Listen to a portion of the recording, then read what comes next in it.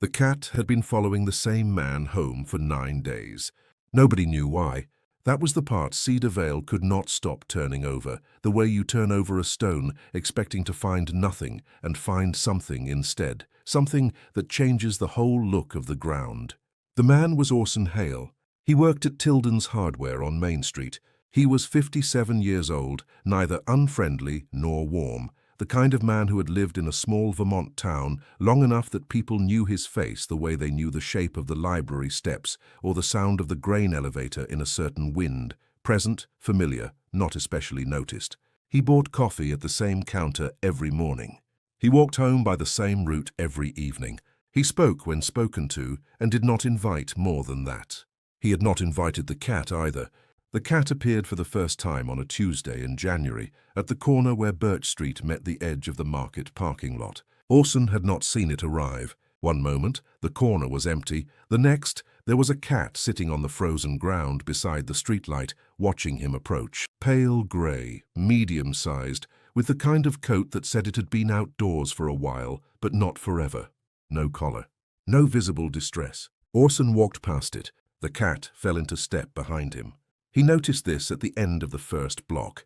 He stopped. The cat stopped. He looked at it. It looked back with the same specific, unreadable attention it had given him from the start. He made the sound people make when they are discouraging a stray, a low, dismissive noise, and walked on. The cat walked on too. It kept pace with him for the full 7 blocks from the market to the house on Elderwood Lane, never running ahead, never lagging behind, moving at exactly his speed as if they had agreed on it in advance. At the front door, Orson turned around and said, "No." The cat sat down. He went inside. He watched through the hall window for a while. The cat sat on the front step in the cold for a very long time before eventually moving off into the dark. That was night 1. By night 5, Orson had stopped turning around at the front door. By night 9, Cedar Vale had opinions, i.e., first week. Orson Hale had lived alone in the house on Elderwood Lane for 11 years. Before that, he had shared it, briefly and unsuccessfully, with a woman named Carol, who had moved from Hartford with 2 boxes of books and a reasonable amount of hope, and had left with both 3 years later, amicably enough, each of them privately relieved. He had not been lonely after that. Loneliness requires expecting company. Orson had stopped expecting things gradually, the way a room stops being bright when no one replaces the bulbs one by one, until one morning you simply notice the house is dimmer than it used to be and realize you have not minded. He had a routine.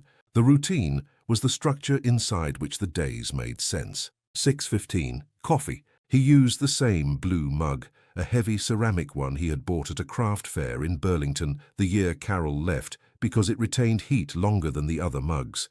He stood at the kitchen window while he drank it, watching the sky lighten over the back fence. The fence backed onto a narrow strip of wood, bare in January, the birch trunks pale against the dark. He watched the light change the way you watch something that does not require your opinion. 6:50. He put on his coat, his hat, his gloves, and walked the 7 blocks to Tilden's Hardware. The walk took 12 minutes. In summer, it took 10. In winter, his pace adjusted, not from cold, but from the particular care that January ice demanded on the corners. He had managed Tilden's Hardware for 16 years. The original owner, Pete Tilden, had retired to his daughter's place in Florida 9 years ago, and the business had passed through 2 intermediate owners before landing with a third party who had no interest in running a hardware store in Vermont and needed a man who did. Orson was that man. He ordered the inventory, managed the staffing, 2 part-time employees, Benny Sowers, and a college kid named Dara, who showed up reliably and asked few questions, and kept the books in a green ledger that the current owner had tried to transition to software twice and had twice given up on. The green ledger worked. Orson's system worked. Nothing broke that didn't need to be fixed. This was, if he was honest with himself in the brief moments when he examined his life from a slight distance, both the thing he was most proud of and the thing he had used most heavily as a reason not to want anything else. The cat disrupted the walk home on day 3. It was not a dramatic disruption.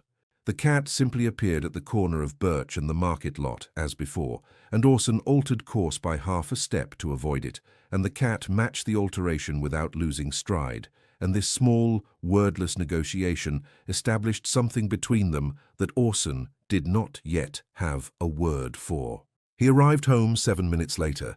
The cat sat on his front step until 9:30, which he knew because he checked twice. On day 4, Maribel Crowe saw them from her porch across the street. Maribel Crowe was 73 and had been Orson's across-the-street neighbor for the full 11 years he had lived on Elderwood Lane. She was not a woman who involved herself in other people's business without cause, but she was a woman who paid attention, which is a different thing. She noticed over the years that Orson's porch light came on before dark in November and stayed on until 10, which meant he was home but not yet upstairs. She noticed that he cleared the sidewalk of snow before anyone else on the block was awake. She noticed more recently the cat, because Maribel Crowe noticed most things. "That cat follow you again?" she called across the street on day 4. Orson did not break stride. "Seems to. You feed it?" "No." A brief pause in which Maribel appeared to file this information. "It's cold," she said.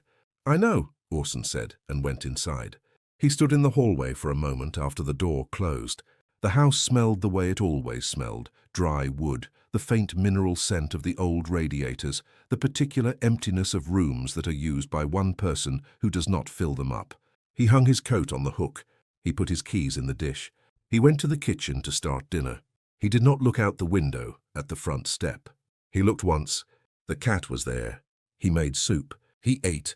He washed the bowl and the pot and put them away. He read for an hour in the chair by the radiator, the book he had been working through since December, A History of the Erie Canal, chosen because it was long and informative and made no emotional demands. At 9:15, he turned off the lights downstairs and went up to bed. The next morning, day 5, he found a single set of cat tracks in the overnight snow on the front step, circling once in front of the door and then leading away toward the street. He stood looking at them for a long moment before he was quite sure why. The tracks were small.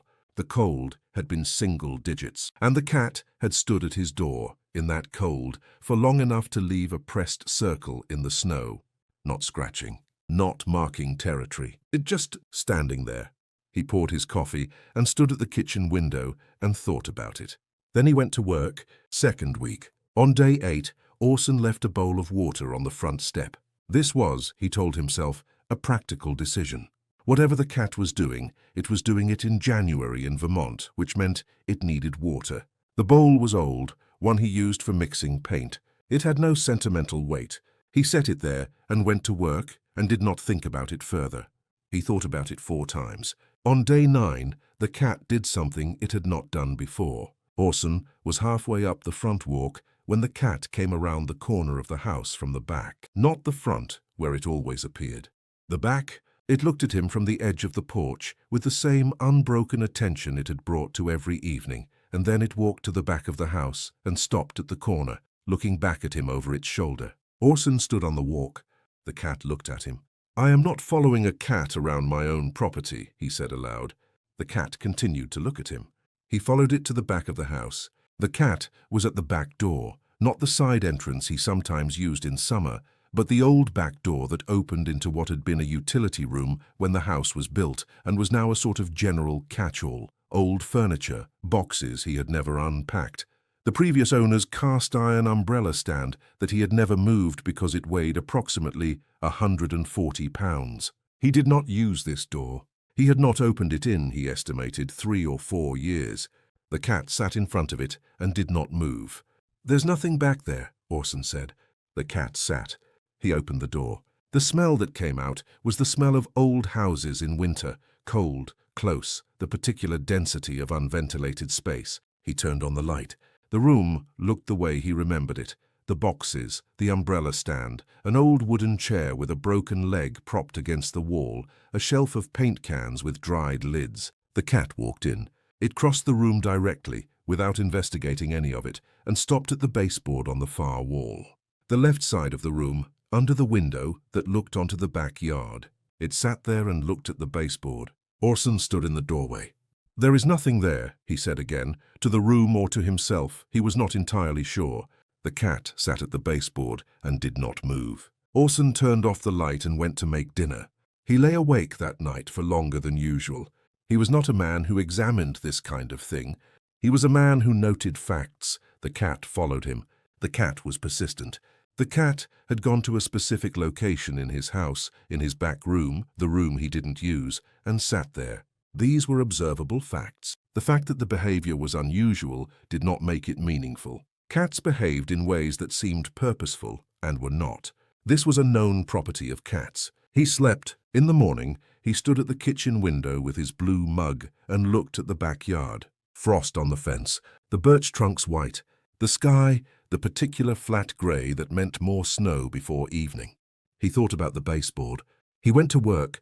That afternoon, between the 2 o'clock inventory and the 3 o'clock delivery from the regional warehouse, Benny Sowers came to find him in the back room of the hardware store with the expression of someone carrying information they are not sure how to deliver. "There's a woman up front," Benny said, "asking about you." Orson looked up from the inventory sheet. "Asking about me, how?" "About your cat. Says it used to live in your house." Orson set down the clipboard. Maribel Crowe was standing near the key-cutting machine, wearing her green coat and the expression of a woman who has walked 7 blocks through January to say something and intends to say it. She was holding a paper bag from the bakery on Main Street, which meant this was not an impulsive visit. "I brought cinnamon rolls," she said, when he came out from the back, "because I figured you'd be more receptive if I brought food." "I'm not buying the cat," Orson said. "Nobody asked you to." She set the bag on the counter.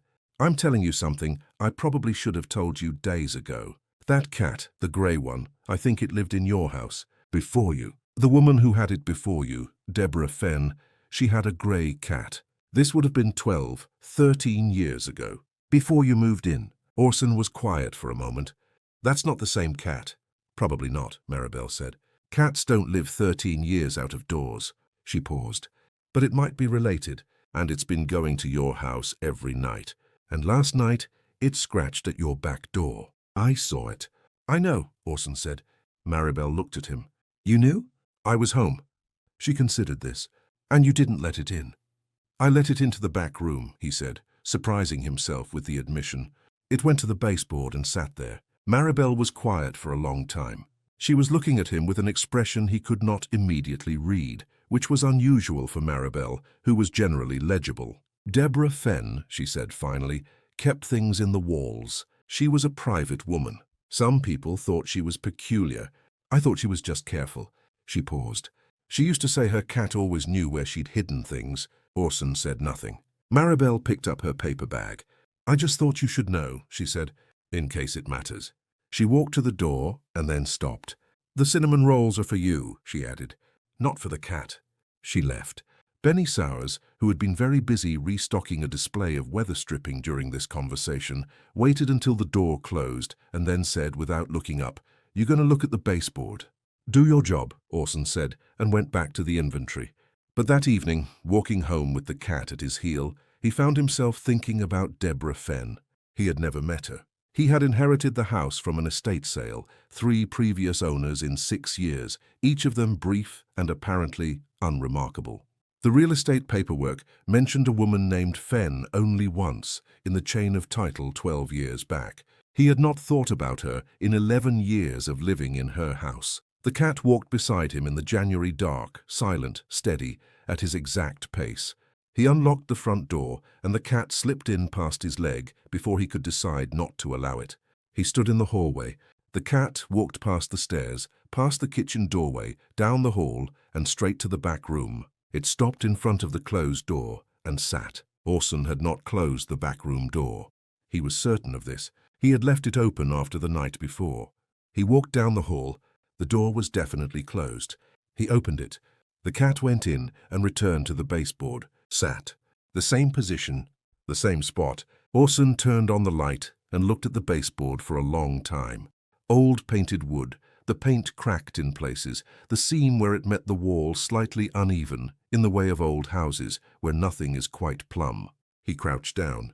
He put his hand on the wood. It was, as far as he could tell, a baseboard. He stood up. "I need to sleep," he said to the cat. The cat sat at the baseboard. He left the light on and closed himself into his bedroom and did not sleep well. Third week. The temperature dropped to 7 below on a Thursday night, and Cedar Vale pulled inward the way small Vermont towns pull inward in deep cold. Fewer cars, earlier lights, the particular collective decision to stay put. Orson set a folded blanket on the back porch with a bowl of water and the remaining kibble from a bag he had bought without quite deciding to buy it. He had not invited the cat inside. He had told himself this was a boundary. He was not sure anymore what it was a boundary against. At 11:30 that night, he heard scratching at the back door. Low, rhythmic, patient. He lay in bed and listened to it. Then he heard something else, faint, from inside the house. He sat up. The scratching from outside continued, but the sound from inside, slow, dragging, like something moving against wood, was coming from below him, from the back room. He was alone in the house. He knew this. He had been alone in this house for 11 years and had never heard an unexpected sound that was not the pipes, the settling of old wood, the radiators cycling on in the cold. He knew the house's sounds the way you know the sounds of a place you have been alone in for a long time. This was not one of them. He came downstairs. He went to the back room door. He stood with his hand on the knob and breathed. He opened the door. The cat was inside. He had not let it in. The back door was locked.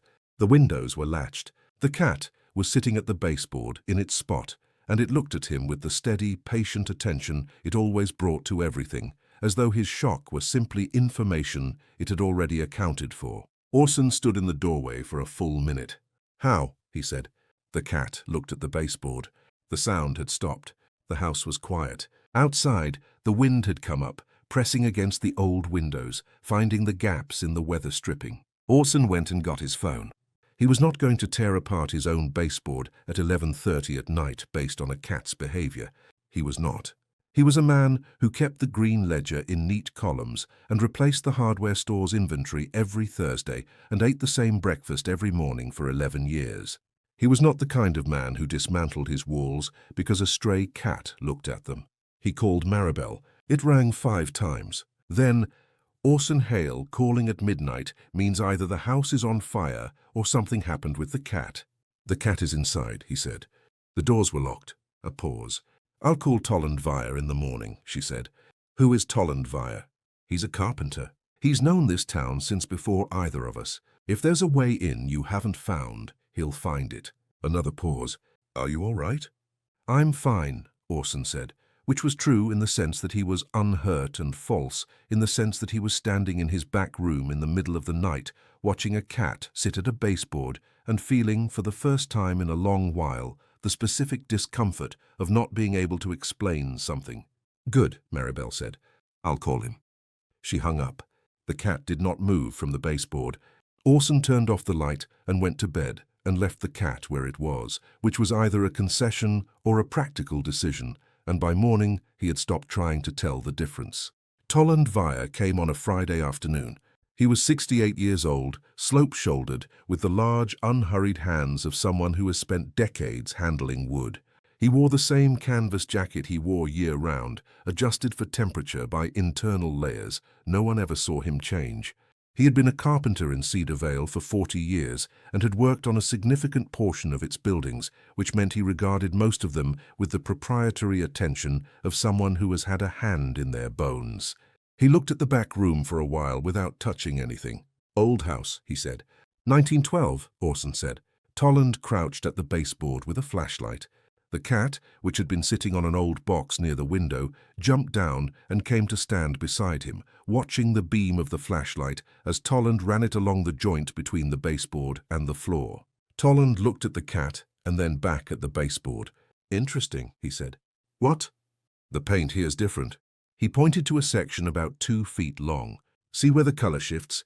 Whoever painted this used 2 different batches, or painted it twice. The section from here to here is marginally lighter. Old houses, you repaint sections when you've done work. When you've opened something and closed it back up." Orson crouched beside him. The difference was subtle. He would not have seen it without the flashlight and someone pointing at it. But it was there. Toland pressed along the baseboard with his thumb, testing the resistance. At one point, the wood gave slightly, not dramatically, just a fraction of an inch. Tolland looked at this for a moment without expression. "I'd need to come back with different tools," he said. "If you want me to open it properly, first I'll need to understand how it was fastened." He stood. Could be nothing. Old houses move. Gaps open. People patch them. "But," Orson said. Tolland looked at the cat, which had returned to its spot in front of the baseboard section and was sitting there with the focused stillness it always brought to this corner. "But that cat knows something's there," Tolland said. He picked up his flashlight. "I'll come back Tuesday." The cat did not appear on Saturday night. Orson noticed this at 9 o'clock, the hour at which he had learned to expect the sound of it on the back step or the faint shadow of it at the hall window. There was nothing. He checked the front, the back, the side. Nothing. The bowl of water was where he had left it, untouched. He went to bed. He did not sleep easily. At 2 in the morning, he was still awake when he heard the sound from outside, not scratching, just the creak of something on the back porch steps, and then silence. He looked out the back window. The porch was empty. The yard was empty. Moonlight on the snow. No tracks, because the temperature had compacted the surface to a glassy crust that held no impressions. He went back to bed. In the morning, no cat. The day had a quality that Orson recognized, but could not immediately name. He went through the morning as usual. Coffee, coat, walked to the store. Benny was stacking rock salt near the front door and nodded. Dara had come in early and was already pulling inventory in the back. The store opened at 8. The day's first customer was a woman buying pipe insulation. Orson helped her find the right size and did not think about the cat for approximately 40 minutes, which was longer than he had managed in several days. Then Lysander Pike came in. Lysander Pike ran the Cedar Vale Animal Welfare Volunteer Program, which was a regional arrangement between 3 towns and the county shelter 20 miles north. He was 34 years old, earnest in the way of people who have chosen their work carefully and are not embarrassed by it. He came to the hardware store twice a year for standard supplies, pest-proofing materials, kennel hardware, and Orson had a cordial and professional relationship with him. This visit was not about supplies. "I've been hearing things," Lysander said, standing at the counter with his hands in his pockets. "About a grey cat. Following you home." "News travels," Orson said. "It's a small town." Lysander was quiet for a moment. "I want to be straight with you. If that cat's been living outdoors in this temperature and nobody's claimed it, it's technically a stray. Which means the county protocol gives us authority to collect it before the cold gets worse." Orson looked at him. "It's been managing." "I know, but managing's different from safe." Lysander's voice was not aggressive. It was the voice of someone who had made this kind of visit many times. "If I pick it up, it goes to the county facility. They'll assess it, make sure it's healthy, and then, because they're at capacity in winter, it'll most likely be transferred to a placement shelter in Burlington or Bar. Private homes, hopefully. Good outcomes." "Burlington," Orson said. "Or Barra. Good facilities." Orson was quiet. "It's not your cat," Lysander said gently. "I'm not trying to make this complicated. I'm just letting you know what the situation is." "I know what the situation is," Orson said. Lysander nodded. He bought a set of kennel clips he didn't need and left. Benny Sowers, at the rock salt display, said nothing. That evening, walking home, Orson passed the corner of Birch and the market lot, and the corner was empty. The cat was not there. He walked the 7 blocks in the January dark without company and arrived at the house on Elderwood Lane and stood on the front walk for a moment. The porch light made a yellow circle in the cold. The front step was empty. The water bowl was right where he had left it, with a rime of ice across the surface. He went inside. He ate dinner. He watched the news, which he did not normally do. He went to bed early and lay awake listening to the house settle in the cold and thinking, with more force than he would have preferred, about a cat in a facility in Burlington. At no point did he reach a decision. He was not a man who reached decisions by lying in the dark. He was a man who reached decisions by thinking about them for long enough that the decision made itself quietly, somewhere below the level of deliberation. At 11:15, he turned off his bedside lamp. At 11:17, he turned it back on and got up and called Lysander Pike. The call went to voicemail. He said, "Don't collect the cat. I'm responsible for it." He paused for a long moment, with the phone held to his ear and the winter quiet of Cedar Vale pressing in through the windows. "My name is Orson Hale. You have the address. If it comes back, I'll make it official." Another pause. "Don't collect it." He hung up. He lay down. He did not know if that was a decision. It felt like one. It felt, specifically, like one that had made itself. The cat came back on the third day. Orson was at the kitchen window with his morning coffee when he saw it cross the backyard, not from the gate, from the direction of the woodpile, moving slowly, its coat flat against it, in a way that said cold and something else, something more than cold. It came to the back porch steps and stopped and looked up at the door. Orson was outside in 30 seconds. The cat was thin, not drastically, it had not been gone long enough for that, but thinner than it had been, and moving with a careful deliberateness that was different from its usual economy. Its coat was damp at the edges. One ear had a small, fresh scrape across the tip. Orson crouched on the cold porch steps and looked at it. The cat looked back at him. "All right," Orson said. He opened the back door.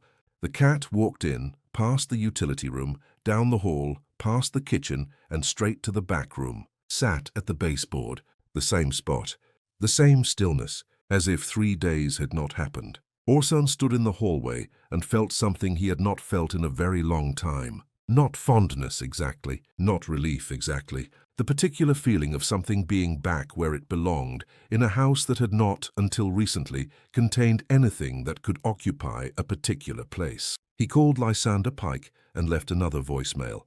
"It's back. I'll register it. Tell me what I need to do." Then he called Tolland Vire and said, "Tuesday's still good for me." Tuesday. Tolland came at 2 in the afternoon with a chisel, a pry bar, a small sledge, and the unhurried confidence of a man who has opened a great many walls and found a great many things, and none of them had changed his fundamental opinion of houses or of people. The cat was in its spot. Tolland looked at the cat for a moment and then set down his tools and crouched at the baseboard and ran his hand along it the way he had the first time, but this time more slowly, pressing at intervals. "Here," he said. He pressed at a point near the left end of the 2-foot section, and the baseboard gave visibly, not falling, not loose, but responding. "This section was refastened," he said. "Somebody took it off and put it back, maybe 40, 50 years ago, judging by the cork." He worked carefully. He was not a man who rushed in old houses, because old houses stored more than their owners knew, and the difference between precision and haste was the difference between history and rubble. He took the section off in pieces, revealing the gap between the baseboard and the old horsehair plaster behind it. At the center of the gap, where the baseboard had moved most freely, there was a small hollow in the plaster, not structural, not a crack, but a deliberate pocket, roughly the size of a large envelope. Inside it, a metal box, dull, dark with age, the lid sealed by rust and time. Tolland lifted it out and set it on the floor. The cat leaned forward. Its nose touched the edge of the box once. Then it stepped back. Then, for the first time since Orson had known it, it lay down, not sitting. Lying down, chin on its paws, as though something it had been waiting for was finally on the table and it could afford, at last, to rest. Orson looked at the cat. He sat down on the floor. This was not something he generally did, sit on the floor of a room he barely used. But the box was on the floor and the cat was on the floor, and the moment had a quality that made standing above it feel wrong. He opened the box. The rust at the lid resisted, then gave. Inside, photographs, folded papers, a small leather collar, old and brittle, the buckle corroded. Orson lifted the photographs first. They were black and white, creased, some of them water-damaged at the edges. A house. His house. He recognized the front window. In summer, with flowers in the beds. A woman on the porch steps, squinting into the light, one hand raised against the sun. A cat. A grey cat. He looked at the cat on his floor. It was not the same cat. It could not be. 13 years minimum. But the markings, the pale grey, the dark striping across the shoulders, were close enough that Orson sat for a moment with the photograph in his hand and simply noted, without knowing what to do with the notation, that he was looking at something old and something new that were, inexplicably, rhyming. He set the photographs down and took out the papers.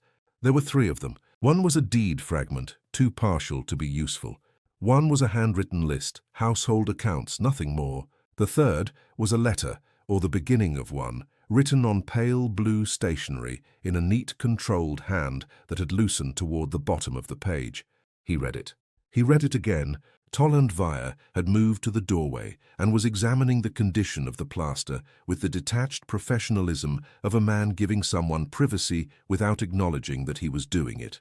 The letter was not addressed to anyone. It was, Orson realized as he read it a third time, not quite a letter at all. It was more like a note someone had written because they needed to put something down in words and had no one to send it to. His name was Pepper. That is what I called him, which he accepted without comment, as he accepted most things. He has been following strangers home since he was 2 years old. Not all strangers, specific ones. I have watched him do it for 12 years, and I know this sounds foolish, I believe he knows something, not the future.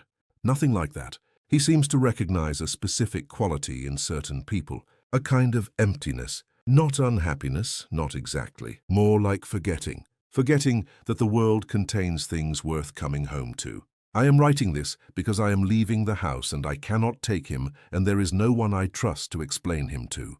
Whoever finds this, if anyone does, he is not asking for your pity. He is not asking for much. He is asking, I think, for you to be found. He found me the same way. 20 years ago.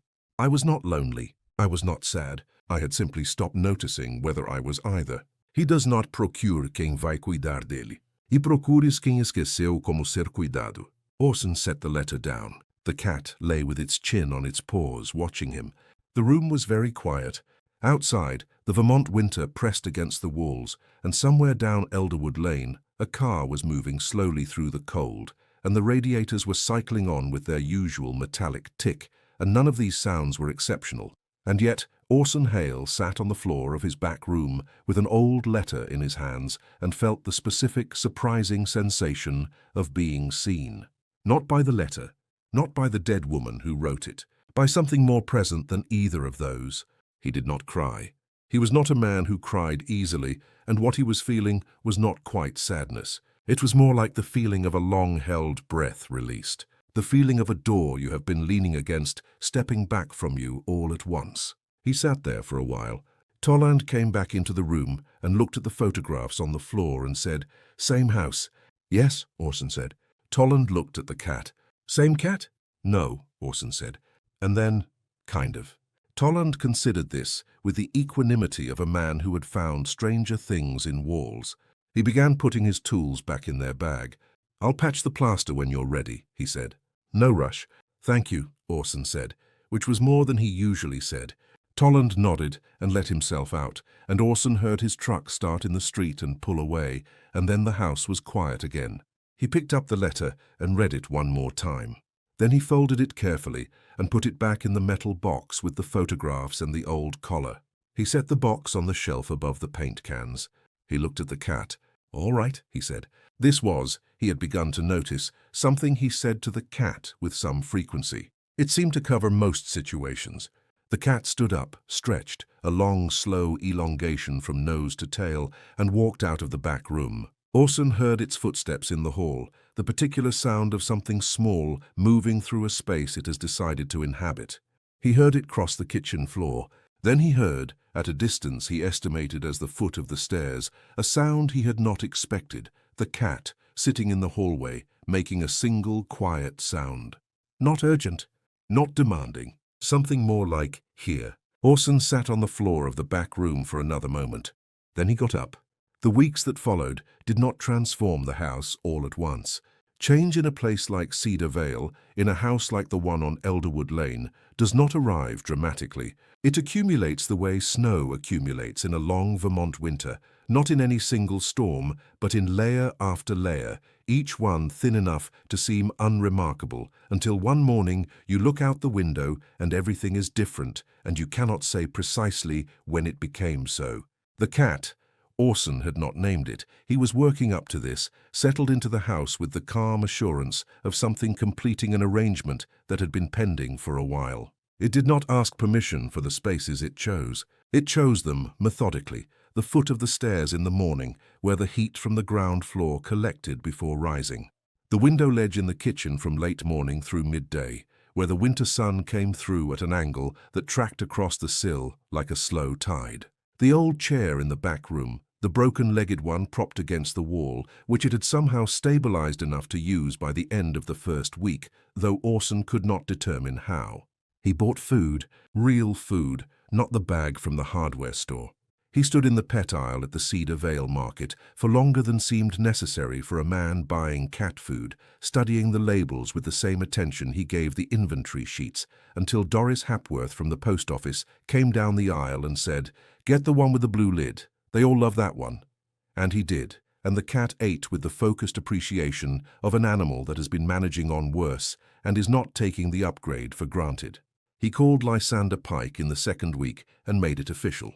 The paperwork was minimal, which surprised him. A registration form, a vet appointment for assessment and vaccines scheduled for a Thursday. Lysander arrived with the form and a folder of information and set them on Orson's kitchen table and looked around the house with the practiced eye of someone accustomed to assessing environments for animals. The cat was on the window ledge. "He looks good," Lysander said. "Before we continue, I want to take a moment to talk to you. YouTube has decided that our channel does not meet their requirements to be supported by their platform. We believe this is a mistake and we are fighting it. But right now, the only thing keeping Paws and Whispers alive is the love you have for these stories. If our videos have ever touched your heart, consider making a small donation. Even $1 helps us keep going. Just being here, watching and caring already means the world to us. The donation link is pinned in the comments below. "Thank you." "He's been eating," Orson said. "And you?" Lysander asked, which was not what Orson expected. He looked at him. "I eat fine." Lysander smiled, the kind of smile that suggests the question meant something slightly different, and did not press it. He explained the forms, reviewed the vet appointment details, and left. At the door he paused and said, "I'm glad you called."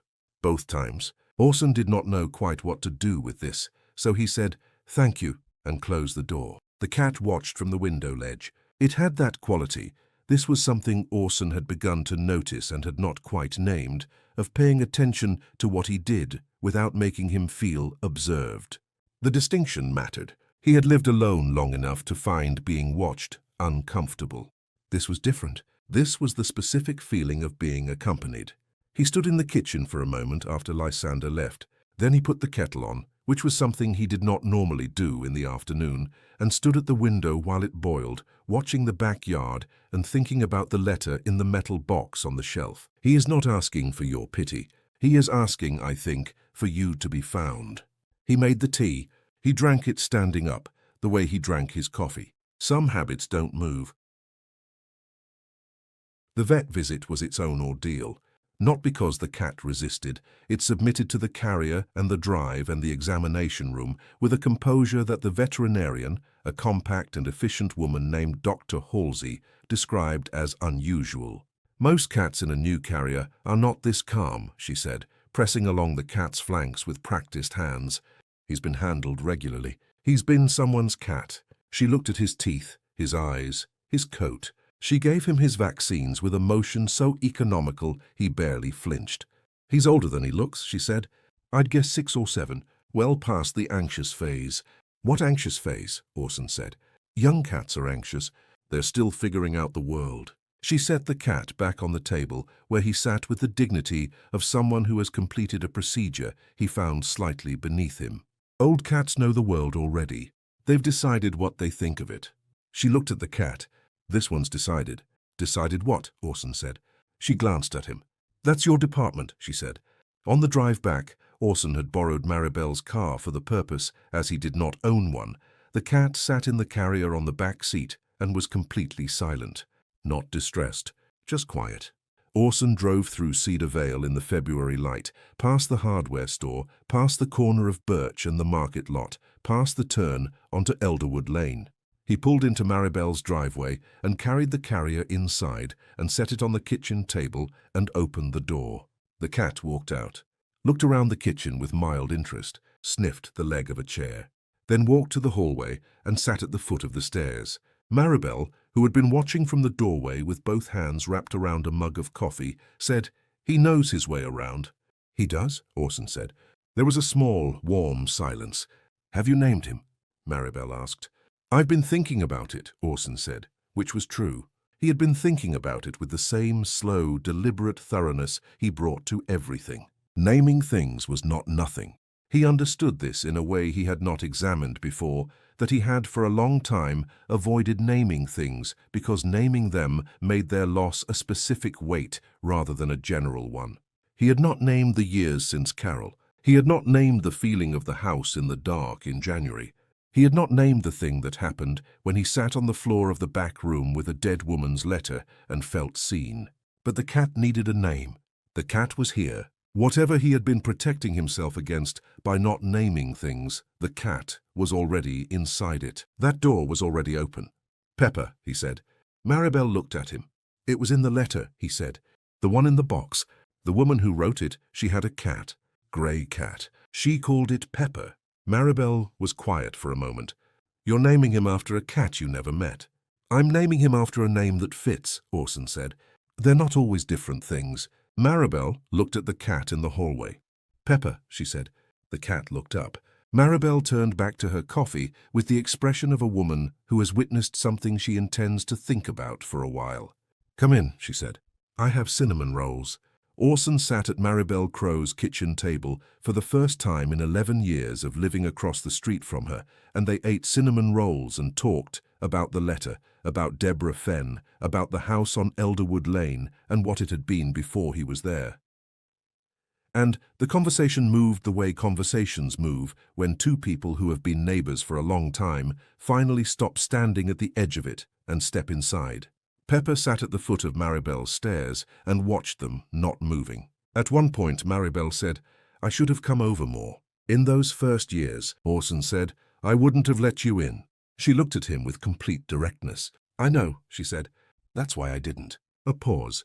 "But I should have anyway." He did not have a response to this. He drank his coffee. "Well," Maribel said. She pushed the roll toward him. "We're here now." February turned. Cedarvale began its slow renegotiation with the world, a degree warmer, then two, then a week of temperatures that climbed above freezing in the afternoons and left the streets wet and the eaves dripping. The snow did not retreat so much as recede, pulling back from the south-facing surfaces first, leaving grey-brown grass visible in the yards. The birch trees in the strip behind Orson's back fence began to gather themselves for something. Pepper settled into the house with such completeness that Orson found it difficult some mornings to remember the way the house had felt before. Not that it had been bad. It had been orderly, functional, sufficient. But there is a difference between a house that is maintained and a house that is inhabited, and Pepper had made that difference visible simply by occupying it. The changes were small. Orson moved the old chair from the back room into the kitchen. He had gotten the leg repaired at Tollan's workshop, a simple job that Tollan charged him almost nothing for, and set it near the window, which was where Pepper spent the bulk of each morning anyway. He found the old blanket from the back of the hall closet, the grey wool one he had inherited with the house and never used, and folded it onto the chair. He cleared the lower shelf of the bookcase in the front room because Pepper had decided this was a suitable sleeping location at certain hours, and there was no arguing with a cat who has decided. He stopped eating dinner standing at the counter. This was not a deliberate change. He had always eaten standing at the kitchen counter. It was faster, it required no setting of the table, it was efficient in the way that living alone made certain efficiencies natural. But Pepper had taken to sitting on the kitchen floor during dinner, near the chair, watching him with an attention that was not begging. Pepper did not beg, had never begged, but was something more like expectation. As though the standing were a minor violation of some understood protocol. Orson began eating at the table. Pepper sat across from him in the repaired chair, and this was not something Orson acknowledged aloud to himself or to anyone else, but it was, he recognized, a better use of the kitchen than the years of counter-standing had been. Lysander Pike came by once in February, not officially. He knocked on a Saturday morning, and Orson opened the door, and Lysander looked past him at Pepper on the window ledge and said, "Just checking," and Orson said, "He's fine," and Lysander said, "I can see that," and they stood on the porch for a few minutes talking about the winter and the weather and whether the county shelter's capacity problem would improve in spring. And it was, Orson thought afterward, a conversation between two people who were in the process of becoming acquainted, which was different from two people who were already acquainted and had simply not progressed. "You could come to our volunteer orientation," Lysander said. "We're always short on people who know how to fix things. Kennel hardware, that kind of thing." "I run a hardware store," Orson said. "I know," Lysander said. Orson said he would think about it, which he had told himself was a polite deflection, and then spent 3 days actually thinking about it, which surprised him. He had not, in a long time, considered adding anything to his week. His week was full in the sense that it was complete, every hour accounted for. There was no visible room. But he had begun to notice, as February warmed, that complete and full are not the same thing, and that the difference between them was the difference between a room that is arranged and a room that is lived in. On a Thursday morning, Pepper did something he had not done before. Orson was at the kitchen table with his coffee, going through the inventory sheets for the week, when Pepper jumped onto the table, which he had not done before, walked across the papers, which scattered several of them, and sat directly in front of Orson, between him and the sheets, and looked at him with the specific, unwavering attention that Orson had come to understand meant the cat had a position on something. "I'm working," Orson said. Pepper looked at him. "I'm aware you don't care," Orson said. Pepper put one paw on the inventory sheet nearest him. He did not press it down, did not crumple it. He simply placed his paw on it with the composed certainty of someone making a point. Orson sat back in his chair and looked at the cat for a moment. Then he looked at the inventory sheet. He had been going through it for an hour. He had been going through inventory sheets on Thursday mornings for 16 years. It had never once occurred to him that there was something else he could do on a Thursday morning. He called Lysander that evening and said he would come to the orientation. March. The orientation was on a Saturday morning at the county shelter, 20 miles north, in a low building that smelled of disinfectant and animal warmth and the particular institutional hopefulness of a place doing difficult work with inadequate resources. Lysander ran it with the organized briskness of someone who does this frequently and believes in it.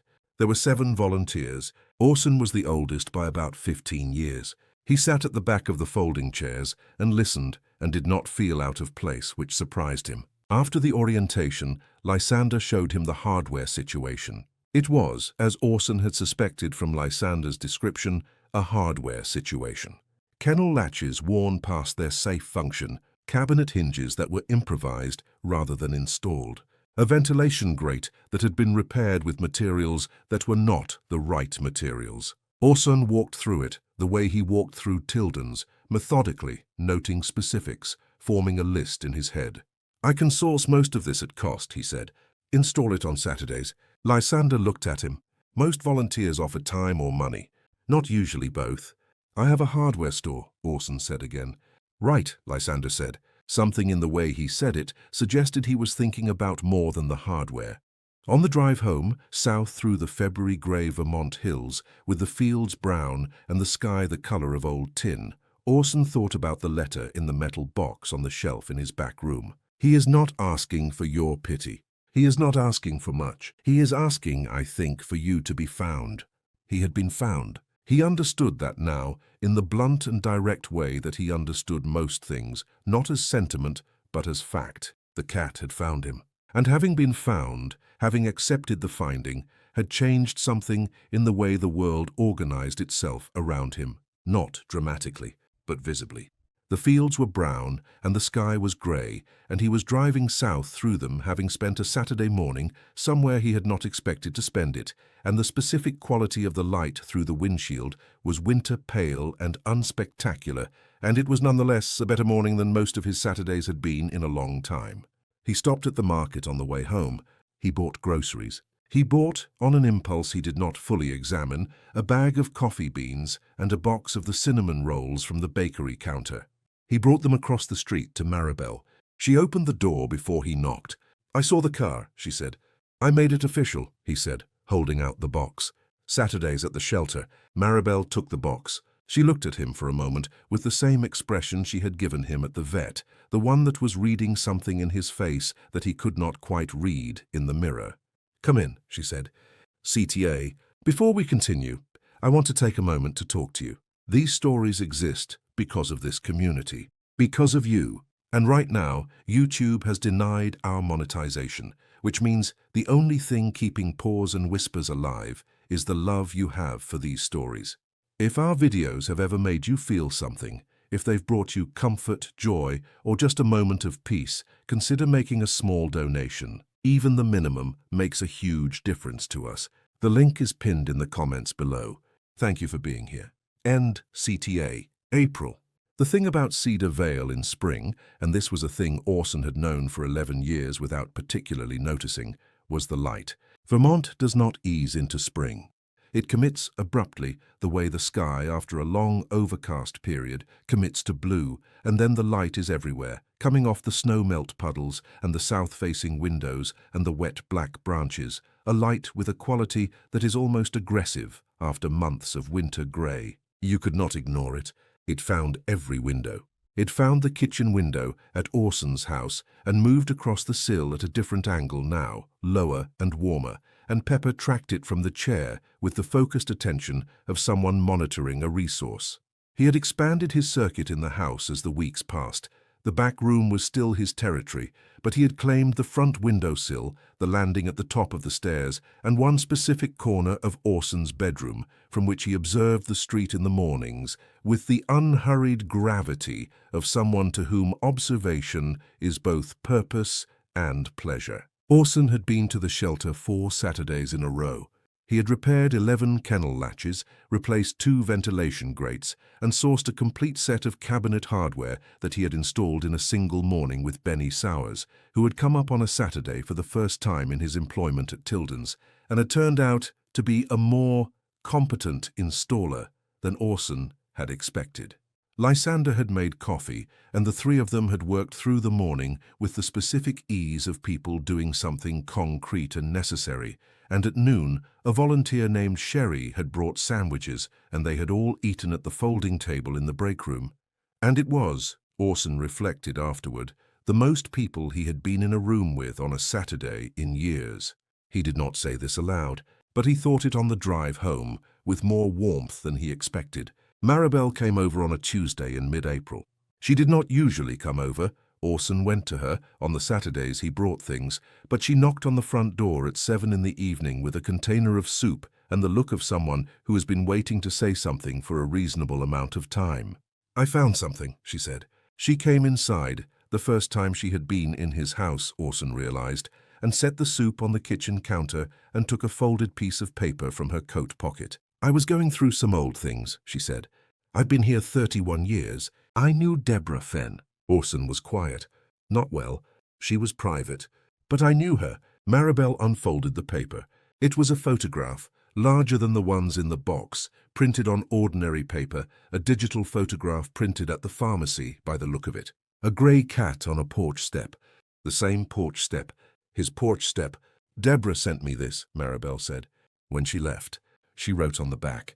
She turned the photo over. The handwriting was neat and controlled, the same hand as the letter in the box. "He will find his own way. He always does." Orson looked at the photograph for a long time. Then he looked at Pepper, who had appeared in the kitchen doorway and was looking at Maribel with the focused attention he had given everything from the beginning. "She knew he'd stay," Orson said. "She knew the house would call the right cat," Maribel said. "Or maybe the right person." She shrugged, with the practical decisiveness of a woman who has made her peace with certain ambiguities. "Same thing, probably." Pepper walked into the kitchen and sat between them. Maribel looked down at him. "Hello, Pepper," she said. Pepper looked at her for a moment. Then he turned and walked back to his chair and settled onto the grey wool blanket and curled himself into the arrangement that was his particular preferred shape for the evening, chin tucked, tail curved, eyes moving to the window. Maribel stayed for soup. They talked for 2 hours. About Deborah Fenn and about the house and about Cedar Vale in the years before Orson arrived.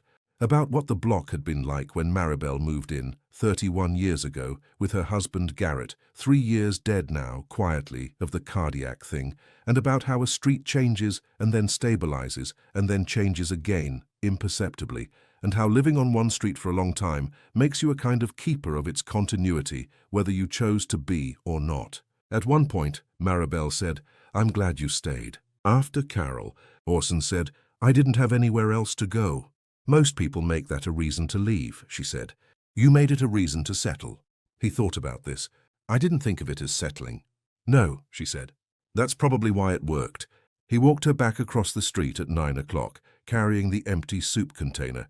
The April air was cool and smelled of wet earth and the particular cedar smoke sharpness of someone's fireplace, burning the last of the winter wood. The street was quiet. The streetlight on the corner made a yellow column in the dark. At her door, Maribel said, "Lysander told me you're going back next Saturday." "And the one after," Orson said. She nodded.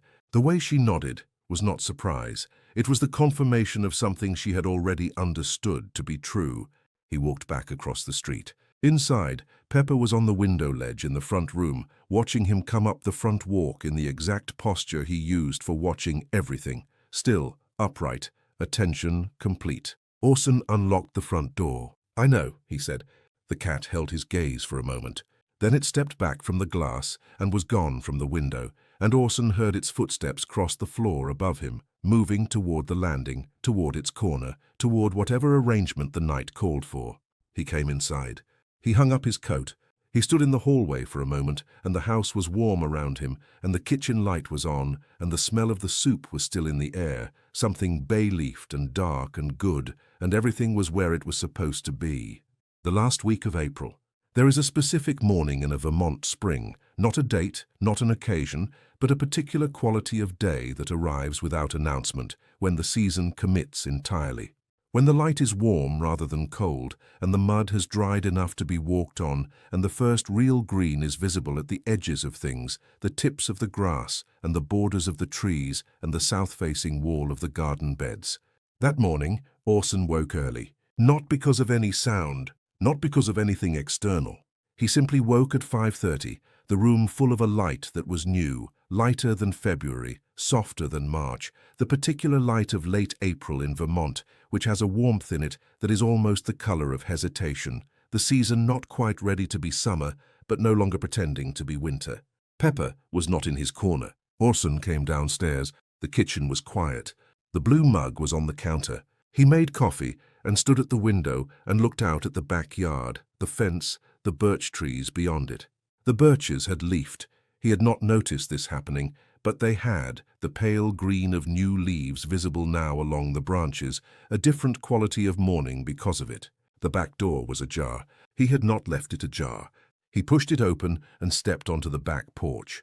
The morning was cool, but not cold, the air carrying the particular mineral-sweet smell of wet ground, warming in early sun. Pepper was on the back porch steps, sitting in the sun that had come over the fence in a long, low angle, the light full on his grey coat, his face turned toward the birch trees. He was not tense. He was not alert in the way of a hunting cat.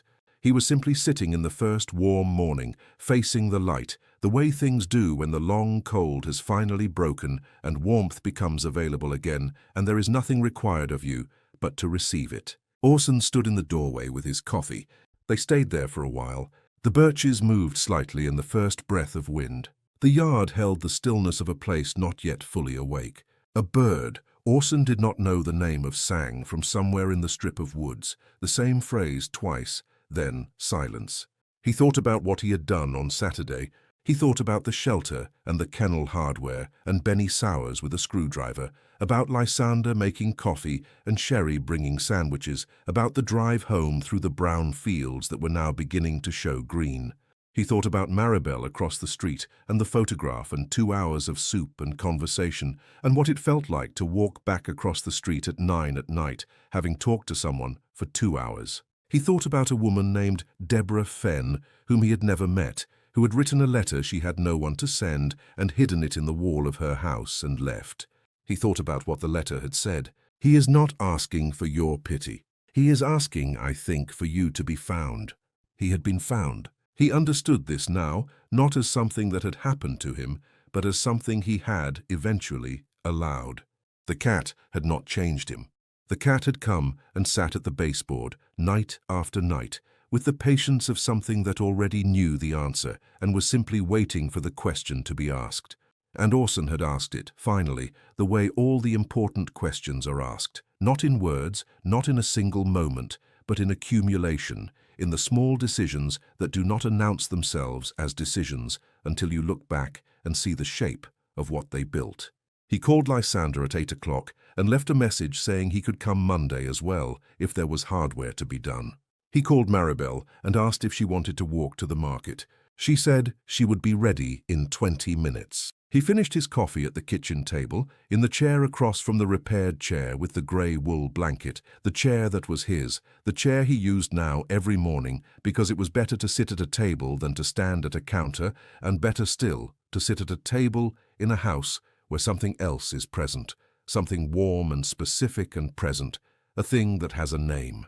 He rinsed the mug. He put on his coat. He opened the front door, and the April light came through it, clean and direct, the first real warmth of the year arriving at the threshold. Pepper came down the stairs. He walked past Orson's legs and out onto the front porch and sat at the top of the steps in the exact posture he had used on the very first night, 9 weeks ago, outside this same door, in the cold, with the same patient, complete attention. But this time, he was on the inside of it. Orson stood in the doorway and looked at him for a moment. The street was quiet. The maples along Elderwood Lane had their first leaves, small and new, the pale green of beginning. The frost was gone from the front walk. Across the street, Maribel Crow's door was opening. Pepper sat at the top of the porch steps and watched the street in the morning, his tail hanging loose over the edge of the top step, entirely still, entirely at ease. The light came down Elderwood Lane and found everything it could reach.